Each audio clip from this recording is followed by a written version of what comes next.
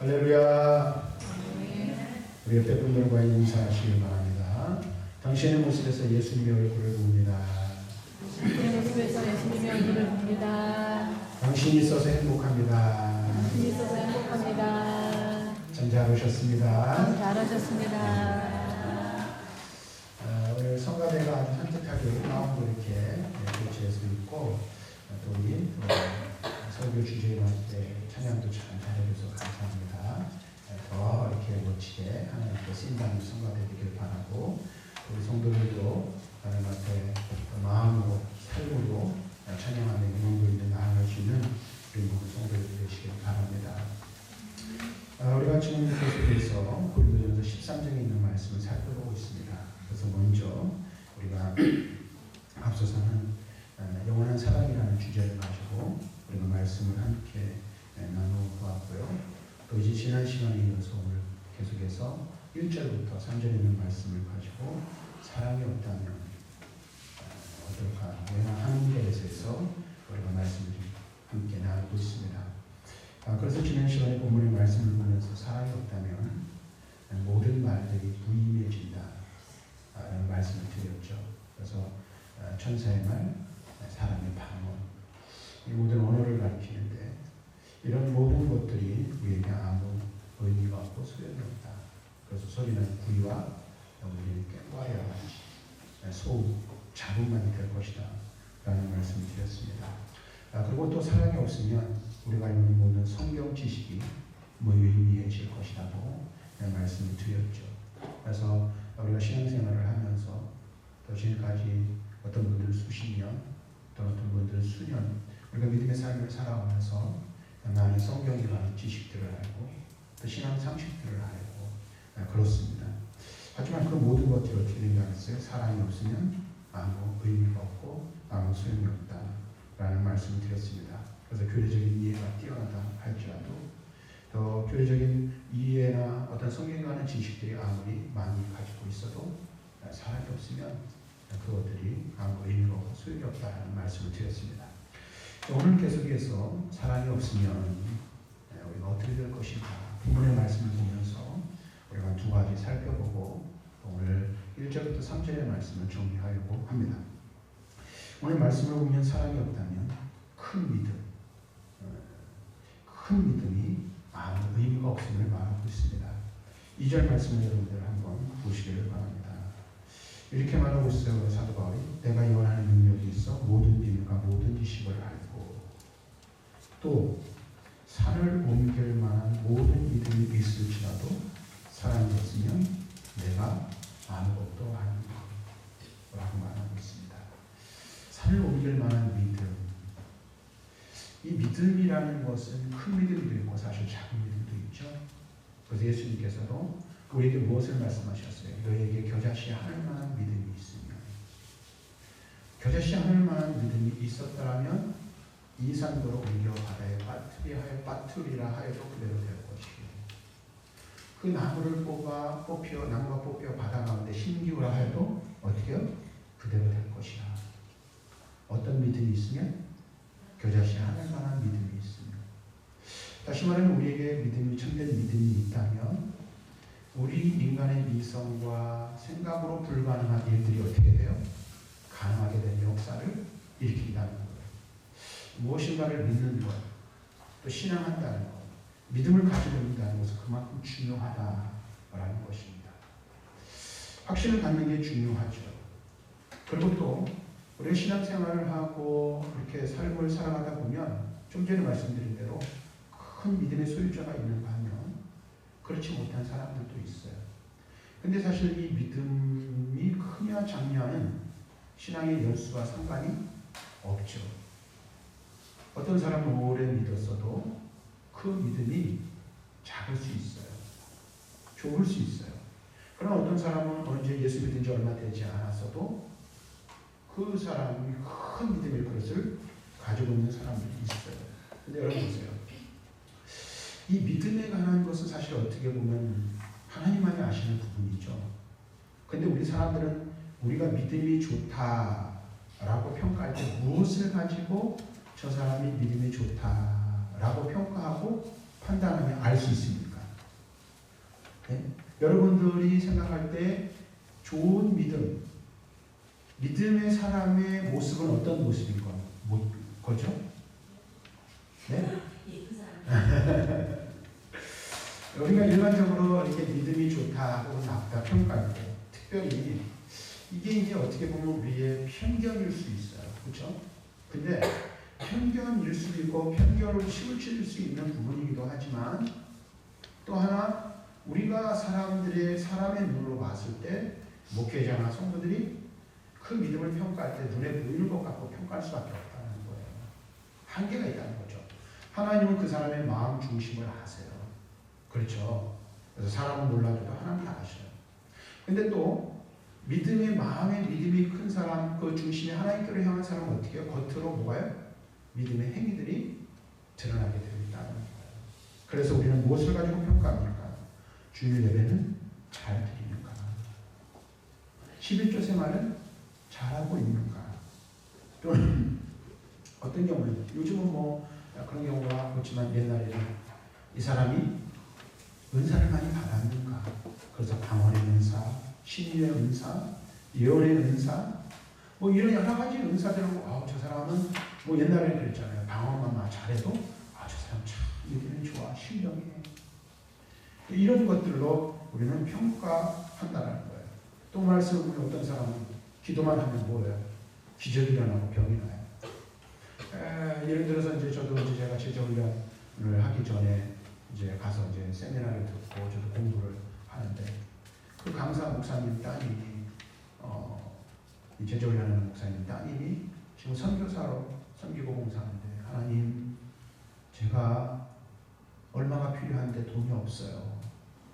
그러면 어디선가 띠리링 전화가 와가지고 내가 얼마 붙여줄게. 기도한 만큼 보내준다는 거예요. 여러분들 그런 적 있으십니까? 이런 분들을 볼 때 목사지만 한편으로 부럽기도 하더라고. 기도만 하면 다 되주시는 이런 것들. 우리는 그런 것들을 보면서 저 사람 참 신령하다. 우리 이렇게 생각할 수도 있어요. 그런데 오늘 우리가 읽은 이 본문의 말씀에서 바울은 무엇을 말하고 있습니까? 산을 옮길 만한 믿음이 있을지라도 사랑이 없으면 뭐라고요? 아무것도 아니에요. 여러분 믿음을 자랑하십니까? 신앙의 연결을 자랑하고 계십니까? 그래 내가 이 정도 믿으면 됐지. 내가 이 정도 섬기면 됐지. 봉사하면 됐지.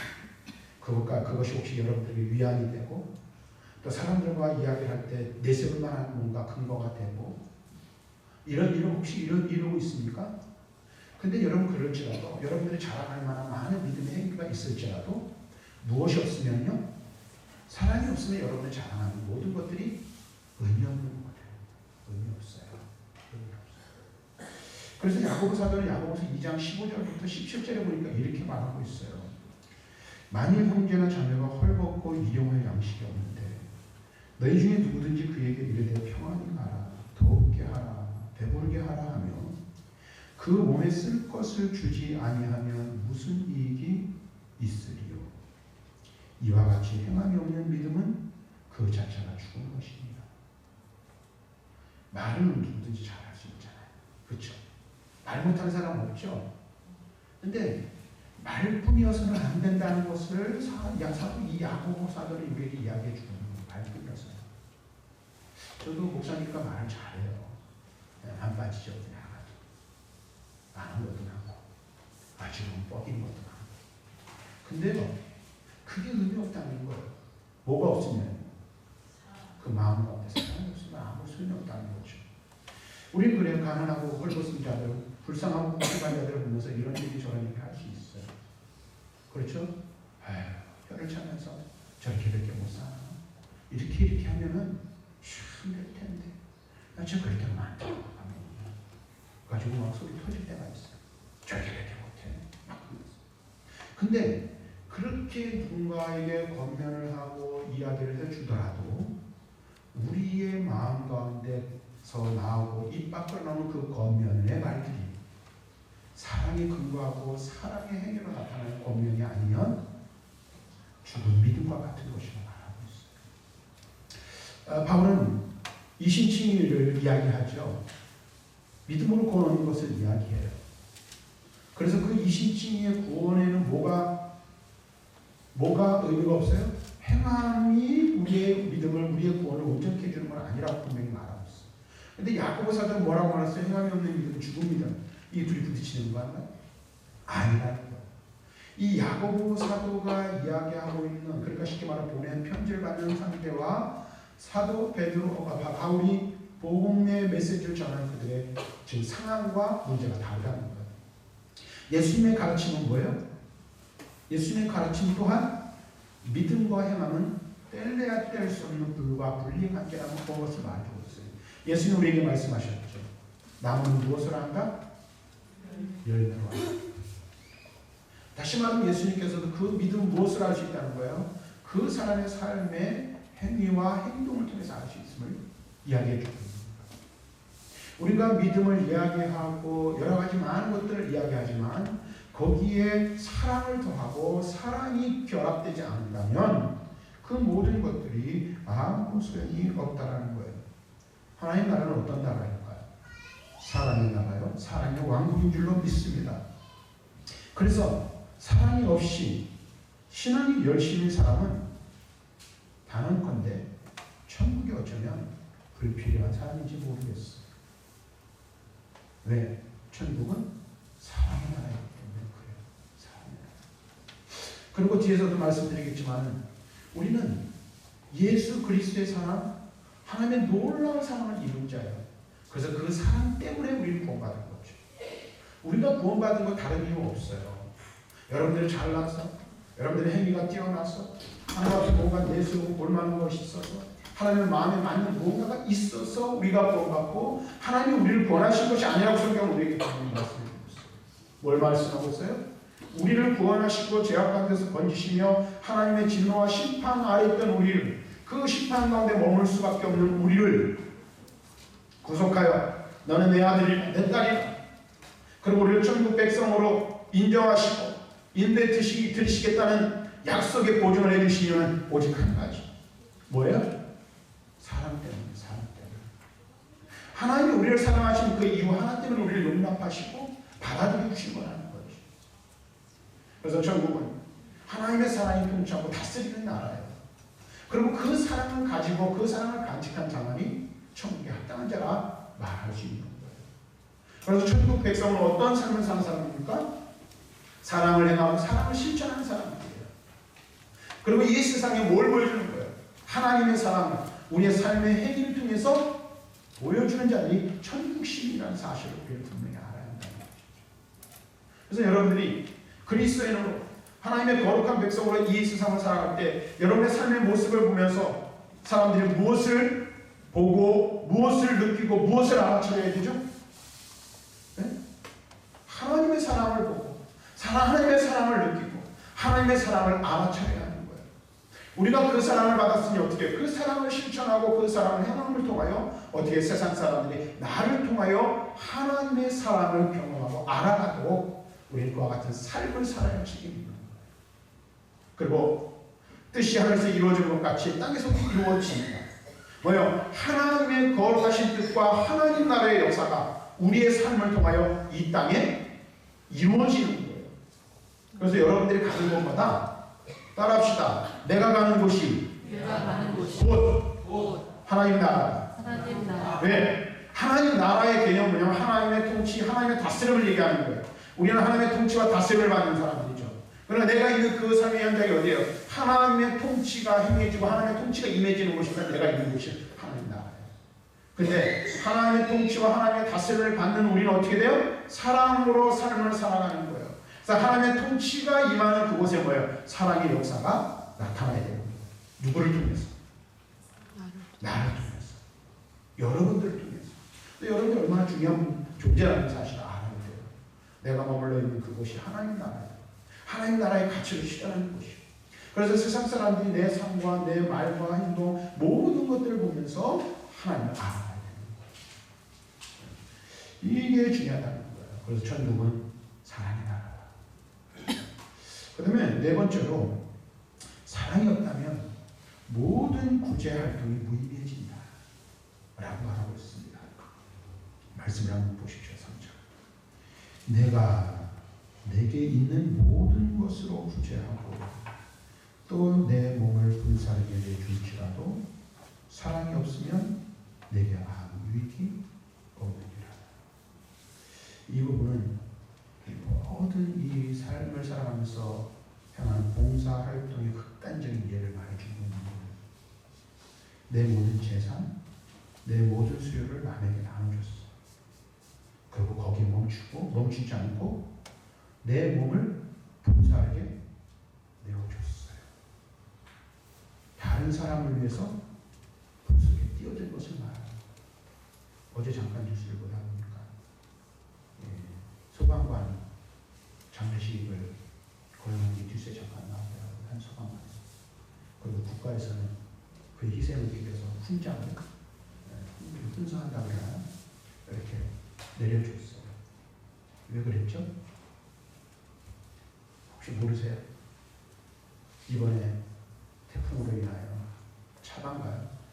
태풍으로 인하여 이 부산, 그 경상도 쪽 지방에 엄청난 어려운 일들이 벌어졌잖아요. 지금도 이제 또 비가 많이 와서 다시 복구하는데 어려움을 겪고 있는데 자기의 어떻게 보면 주된 업무가 아님에도 불구하고 사명을 가지고 인명을 구조하다가 오늘 목숨을 잃은 거예요. 그래서 많은 사람들이 출고하고 국가에서도 애도를 하고 하는 것을 보게 됩니다. 어쩌면 우리가 이 세상을 살아가는데 주님이 우리를 위해 희생했듯이 누군가가 우리를 위하여 헌신하고 희생함으로 우리는 그 덕에 살아가는지 모르겠어요. 우리 또한 우리의 가진 것이 많지 않지만 작은 것을 희생함을 통하여 나의 희생과 헌신을 통해서 다른 사람들이 유익을 이루고 살아가기도 하지요. 또 어떤 경우는 아주 특별한 사람들이 있어요. 그래서 그 사람들은 참 뭐랄까 감히 우러러보기도 힘들 정도로 뭐래요? 구제하고 또 다른 사람들을 섬기고 하는 일들을 하는 그런 모습들을 많이 보게 되죠. 그래서 이 대표적인 예가 연예인들 중에 참 많이 있잖아요. 그렇죠? 요즘 열심히 하는 월계수 양복점에 열심히 나오는 차림표 씨 같은 경우도 기독교인으로서 헌신과 섬김의 삶을 많이 살고 있죠. 또 누구죠? 가수 출신 션이라는 가수가 있잖아요. 얼마나 이렇게 이 구제와 섬김을 많이 해요. 자, 여러분 보세요. 우리도 그런 경우는 있어요. 연말연시나 교회 정기가 되는 특별 구제들이 많이 있습니다. 또 방송이나 신문에서 구제하자고 선전하는데 가만히 있지 않는 눈치가 보이고 해서 어떻게 수재위원분 내는 것, 자선남대에 돈을 넣는 것 이런 행위들이 많이 있어요. 근데 구제를 하는데 어떤 사람들은 그냥 공명심에서 하는 구제들이 있다라는 거예요. 내가 자부심을 느끼기 위해서 나를 드러내기 위해서 하는 구제들이 있다는 거죠. 그래서 옛날에 배의 선장은 무엇과 함께 배와 함께 죽는 것을 명예롭게 생각하던 때가 있었어요. 또 공직자가 자기의 책임을 위해서 목숨을 거는 일들도 종종 있었어요. 이런 여러 가지 것들이 있어요. 또 어떤 사람은 사상이나 신념을 위해 희생하는 사람들도 사실 있잖아요. 예를 들어서 마르코스나 체게바라 같은 경우는 자기 사상의 신념을 사상적 신념에 목숨을 거는 이런 일들도 있어요. 이런 경우들을 우리가 많이 보게 됩니다. 그런데 여러분 보세요. 우리가 어떤 모양으로 헌신하고 섬기고 희생한다 할지라도 그 중심에 인간에 대한 사랑이 없다면 그것이 양심에 갇혀있는 공명심이든 신념을 위한 것이든 그 자선이나 구제 자체가 나쁜 것은 아니지만 의미가 없다는 겁니다. 의미가 없다는 것. 우리 교회에서도 봄에 여전대 중심으로 해서 바자회를 했어요. 사랑의 바자회. 이웃을 섬기기 위해서 많은 돈을 모으지는 못했어요. 근데 우리가 그것을 가지고 이제 연말에 구제를 이제 할 텐데 우리가 그것을 구제한다 할지라도 영혼에 대한 사랑, 인간에 대한 사랑이 결여되어 있는 구제라면 그리스도의 사랑을 실천하고자 하는 마음이 담긴 구제가 아니라면 의미가 없다는 것이죠. 우리 주님께서 왜 십자가에서 죽으셨죠?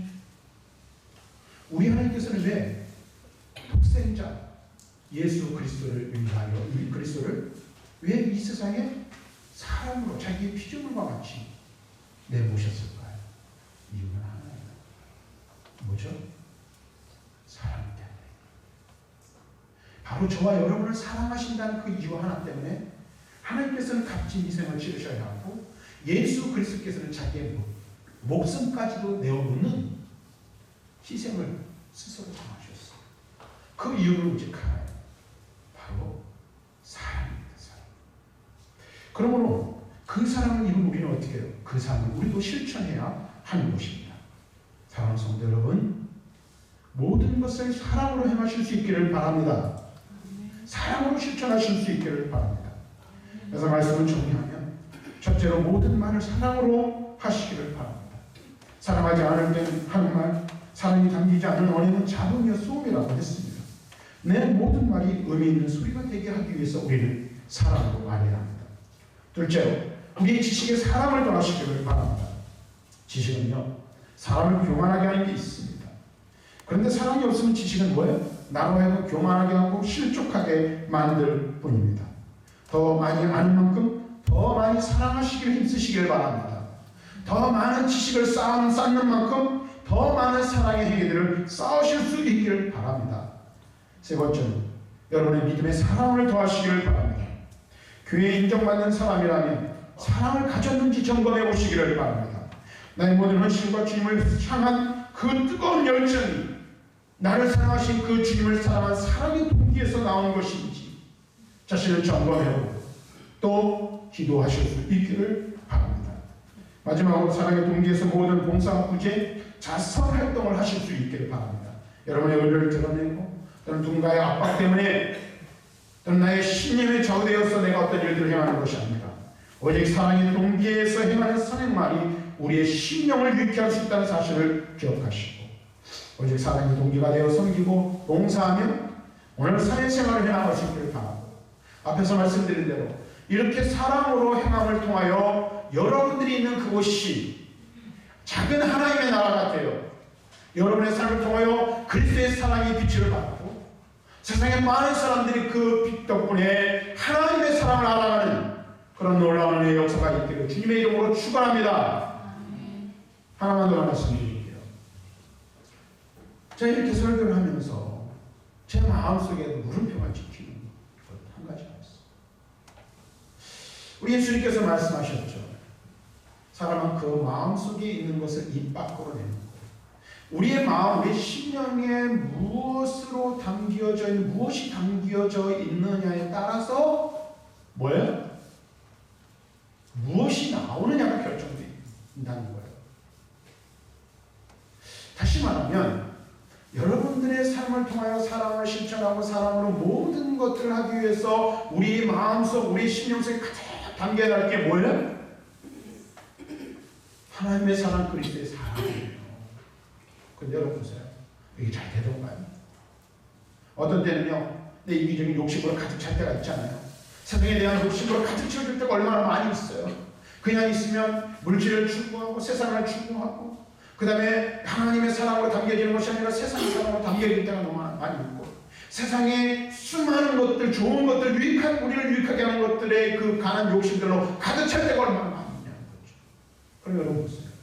어떻게 하면 우리의 마음, 우리의 심령, 우리의 삶 가운데 하나님의 사랑으로 가득 채워져서 그 사랑의 동기가 되어서 우리가 사랑을 실천하고 사랑을 행할 수 있을까? 어떻게 그렇게 할 수 있을까? 열심히 기도하면 되던가요? 열심히 노력하면 되던가요? 저는 안 되더라고요. 그런데요, 성경은 우리에게 말씀해주고 있어요. 유일한 한 가지 방법이다 라고 말씀하고 있습니다. 이게 정답이라서 이렇게 말씀드리고 있어요. 간단해요. 우리를 사랑하신 하나님의 사랑을 사모하고 우리를 사랑하신 하나님의 사랑의 증거인 예수 그리스도의 십자가만을 바라보는 거예요. 시선을요 십자가에 고정시키기 때문에 하나님 우리에게 베푸신 그 사랑에 우리의 시선을 고정시키고 그것만 바라보는 거예요.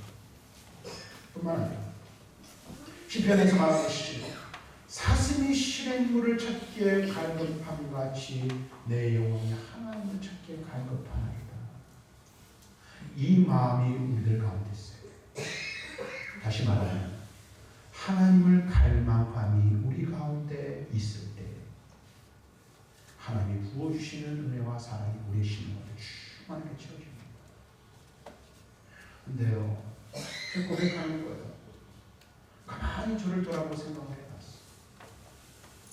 나는 정말 얼마나 하나님을 갈망하는가.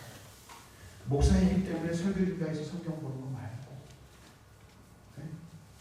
또 설교 준비하기 위해서 책 보는 거 말고, 내가 뭔가 설교 준비하고 목사로서 해야 될 의무 때문에 이 하나님과의 그런 교제 시간이 많아요.